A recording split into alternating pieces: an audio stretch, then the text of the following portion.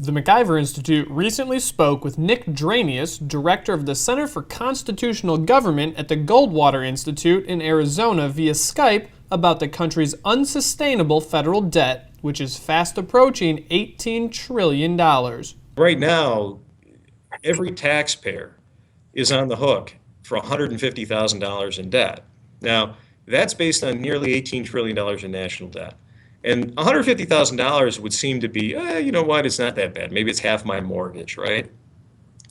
But the problem is we also have another $225 trillion in unfunded entitlement programs. And you're going to probably ask, well, how does $18 trillion in debt relate to those $225 trillion in unfunded entitlement programs? Well, debt is the enabler. In other words, it's the ability to borrow hides the fact that we can't cover the cost of those promises. And so those promises have scaled beyond any conceivable control or sustainability, exponentially beyond what we can handle. We may only be $150,000 per taxpayer in debt, but in terms of future entitlement programs, we're all on the hook to the tune of $1.5 million.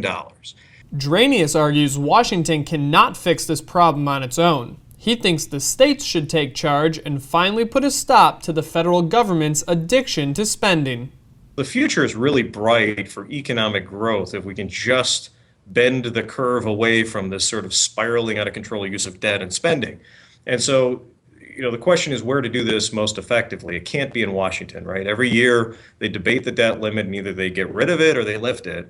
And they usually do it after a lot of political grandstanding where by the end of it, it kind of looks like it was already cooked in the books that they were going to just play a game, work their contributors and then lift it anyhow. So we have to look to someplace outside of Washington for leadership. And that's where the states come in. It turns out the Constitution gives the states the ultimate authority over the federal government. The power to amend the federal Constitution is vested in state legislatures who, under Article 5 of the United States Constitution, can apply for a convention for proposing amendments.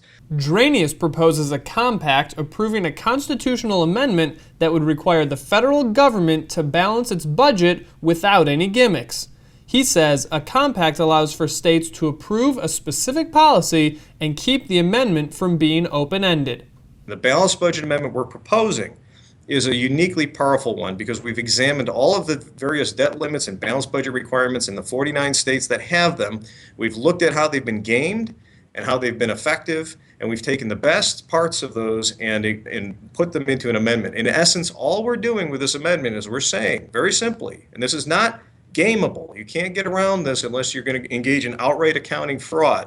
We say very simply, you cannot spend beyond what taxes bring in and what an amount of borrowing under a set line of credit allows you.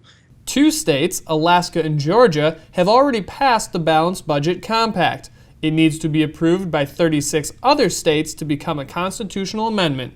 Both houses of Congress also have to approve the compact with simple majorities.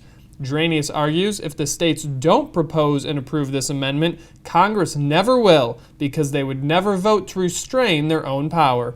For more information about the plan, visit compactforamerica.org.